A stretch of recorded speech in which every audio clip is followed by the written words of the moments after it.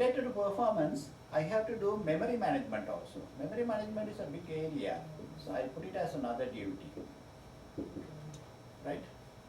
Memory management means random access memory, buffers, all those things. Part of performance, it affects the performance, right? And also little database management. What is relevant to me?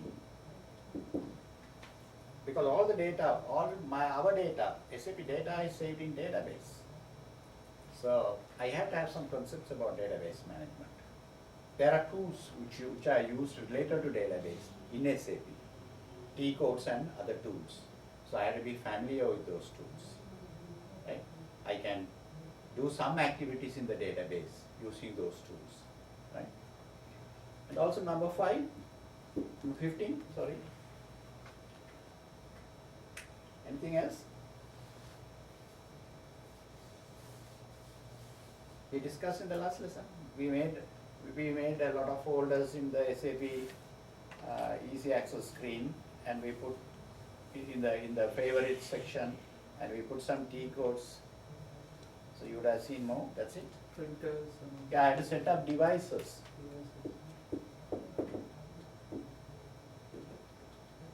Printers, fax machines, and so on.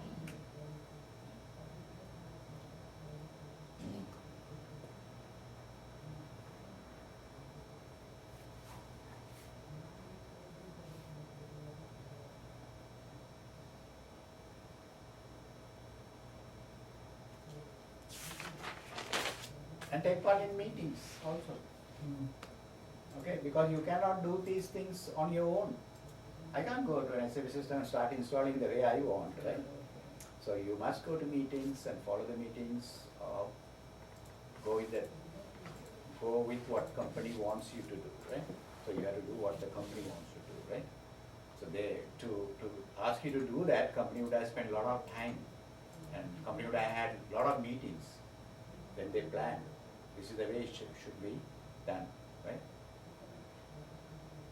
So to do these things, we have to be familiar with different commands, right? When you are installing SAP, you have to have several DVDs. There is 7 DVDs or more, right? Somewhere around that. Lot of DVDs. But during the installation, the system will ask for all the DVDs at the same time. So how are you going to give all the DVDs at the same time? How can you? No, you can't put one by one. You'll ask for the CDs at the same time. All the CDs at the same time.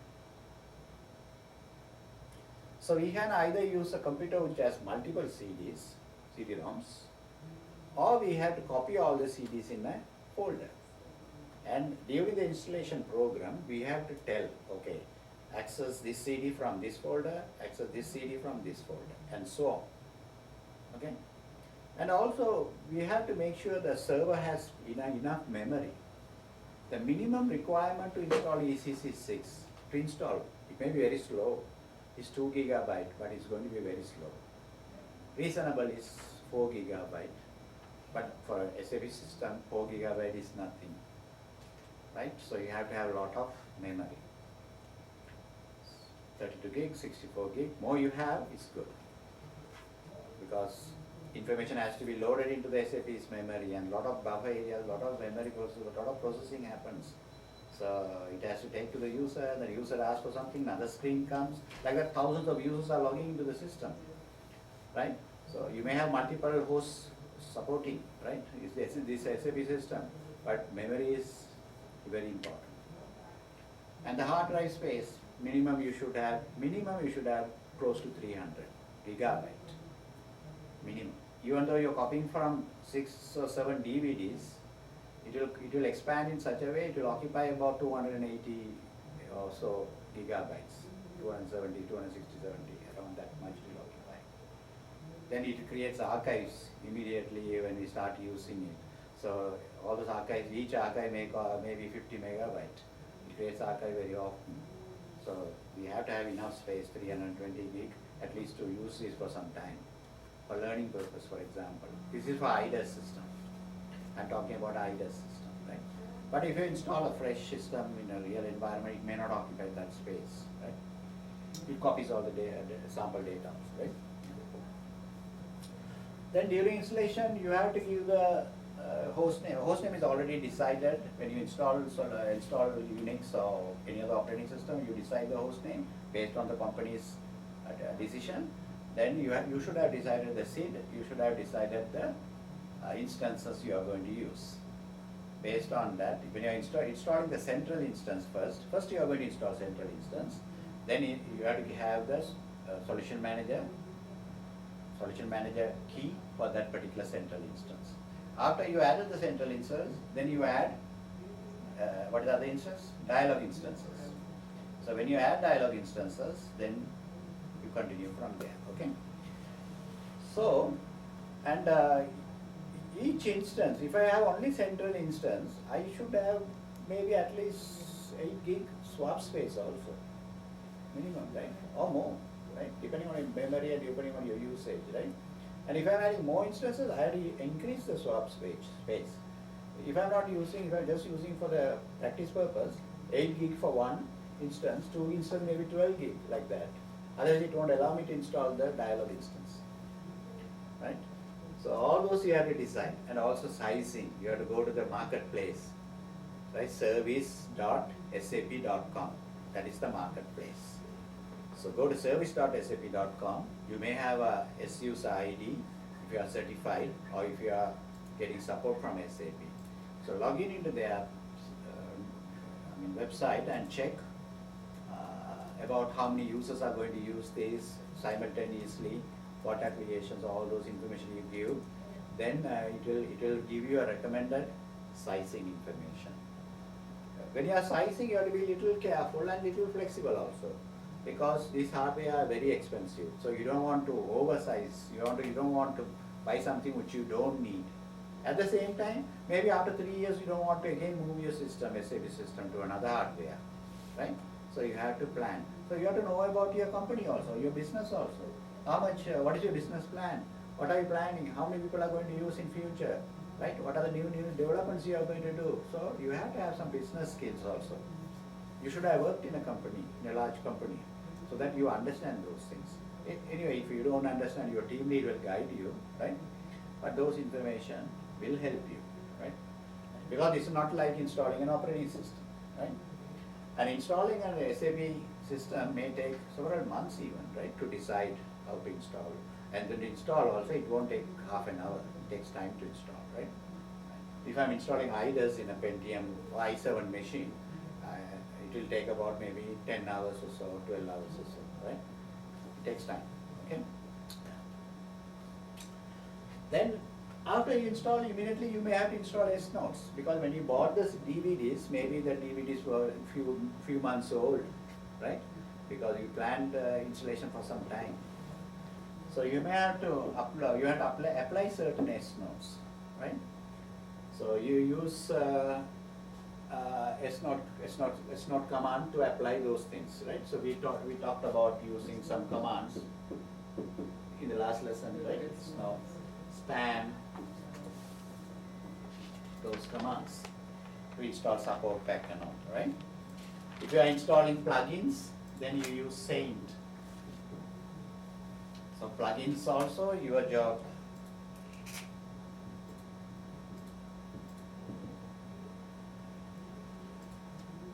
So you install those things as and when necessary. At the beginning also maybe you have to install some, because your DVDs may not be very up to date. S-Notes are released as and when there is a problem reported. SAP will release. So it may have a recommendation how to solve that problem, or it will have something for you to apply in your system, right? Or it will say, it will just tell something, that's all. It won't ask you to do anything, right? So you have 3 types of S-Notes. Then span, support pack or support pack stacks. Support packs I can apply one by one, okay? Or I can apply support pack stacks, which are bigger, right? So that also I have to do. Then I have to check what is my current support pack, right? Before I do that, I have to update spam revision also. Spam also have different revisions, right? Make sure these are updated revisions. I have to check that also. I'll go to the site or it will check. It will show, when I type this command, it will show at the top what is the current version, right? So if it is not the current version, I have to update them also. Then I have to install. And I have to make sure before I install that there is enough space in the system. If I'm installing support pack stack, if there is no space in the system, then you will have problem in between, right? Then support packs, I had to check for space. I had to check whether there are any support packs stopped before halfway, incomplete, right? And I have to check whether that is the right support pack I'm installing, right? And also this is updated. All those things I have to check. All those are your responsibility, right? Then migrations, right? Maybe my machine now is hardware is not that good. I expanded faster than I thought, right? So my hardware is not enough. So I have to move my current SAP system to a new hardware. But I'm keeping the same database and keeping the same OS. That type of migration is homogeneous. But if anything is changed, that is heterogeneous. So I have to know. But before I do all these things, there's no problem. You go to the SAP marketplace, there are manuals for you to download.